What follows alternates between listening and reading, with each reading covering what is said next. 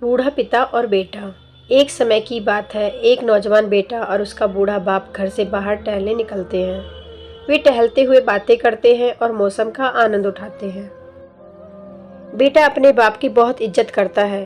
तभी बेटे को वहाँ एक रेस्टोरेंट दिखता है, तो वह पिता से कहता है कि चलिए पिताजी, हम रेस्टोरेंट चलकर खाना खाते हैं।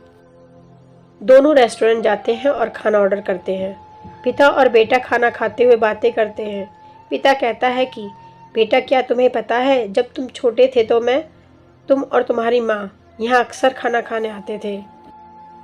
बेटा कहता है कि पिताजी, मुझे याद है, इसलिए तो मैं आज आपको यहाँ लेकर आया हूँ। पुरानी यादें ताज़ा हो जाएंगी। पिता अपने बेटे की ऐसी बातें सुनकर मन ही मन बहुत खुश हुआ। दोनों खाना खाने लगे। खाना खाते समय पिता के हाथ से खाना गिर जाता है और उसके कपड़े गंदे हो गए। ये देखकर वहाँ बैठे कुछ लोग हंसने लगे, लेकिन बेटे को कोई फर्क नहीं पड़ा। दोनों आराम से अपने खाने का आनंद लेते हैं। जब दोनों का खाना पूरा हुआ तो बेटा बड़े आदर के साथ पिता का हाथ पकड़ता है और उन्हें वॉशरूम में ले जाता है। तो फिर से रेस्टोरेंट के सारे लोग उन्हें देखकर हंसने लगते हैं।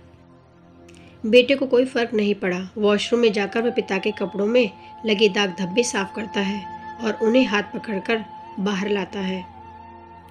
वे दोनों अपना बिल मैनेजर को देते हैं और जाने लगते हैं। तभी मैनेजर बेटे को कहता है कि साहब, आप यहाँ कुछ भूल रहे हो।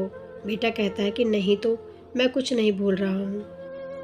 मैनेजर कहता है कि साहब, आप यहाँ इन लोगों के लिए एक सीख छोड़कर जा रहे हो कि कभी भी बूढ़े माता पिता के लिए शर्मिंदगी महसूस नहीं करनी चाहिए और हमेशा उनका सहारा बनना चाहिए।